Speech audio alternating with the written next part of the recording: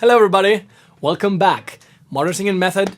What I want to tell you today, I want to jump straight to it. We're talking about vocal compression. Now, why is vocal compression important?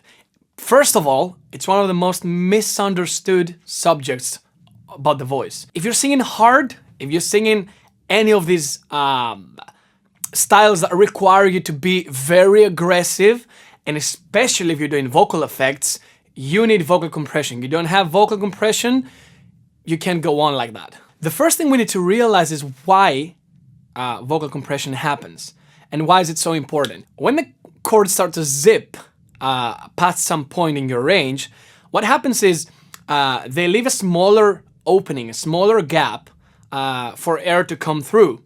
Now, it probably makes sense that we need less air for that, but that's where you would be wrong. First of all, the muscle goes up, and that's for sure, you know that. But what you need to be doing is you need to be upping your air pressure, not your air pressure. We want to be considering what is happening inside of here. That's where compression takes place. So imagine like you have a balloon, right? And you fill it with air, right? So the balloon goes like that, a lot like our lungs go when we breathe in, like a vacuum, sort of like filling with sound, right? And then something underneath, in this case the abdominal muscles, are tightening up and are creating, like, comparing to how much air we push, we're tightening up and we're making the air come up. Now, here's the crucial point.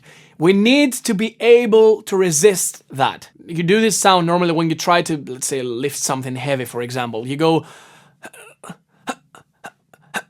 What that is exactly what I described. Is a sudden push of air that stops, that is locked from your cords. The cords lock the air and they create an even pressure. And that is the point exactly. We want to retain that pressure. It's no good if we break it immediately or if we make it tighter. So when I go like that and I produce a note, I will do a low one. First of all, you see how easy it is to attack any note. And honestly, if you attack a higher one, it's very easy to attack it. You actually don't even have to attack it. Your chords are already gotten the closure they need. It's perfect, right? But now we have to connect, to keep that sound connected as much as possible. The trouble that most people get into here is that they push too much from their abdominals, but nothing here stops their sound. So it's very crucial to go to the first step and start this sound, right? Now, if you want to make the compression even harder, or actually feel how the compression is changing your sound, I'm gonna have another video that talks about breathing and compression, specifically on that part and not on the musculature. So go watch that video. I'll post it in the description if you wanna get more into the mechanics of the air pressure behind it. But here we're dealing with the closure. It's very important. I want you to realize there's a tense closure that makes compression happen.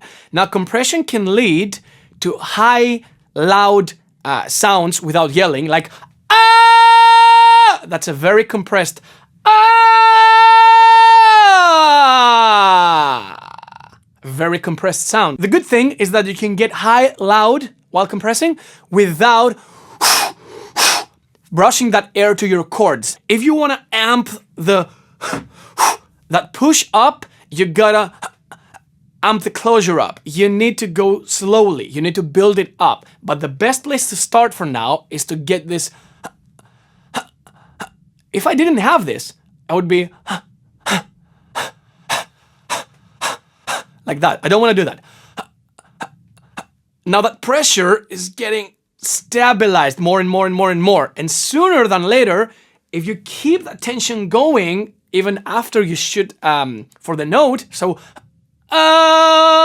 you will end up with a very compressed sound. It's all about stabilizing the air inside of you and getting a better pressure. Thank you very much for watching this video, guys.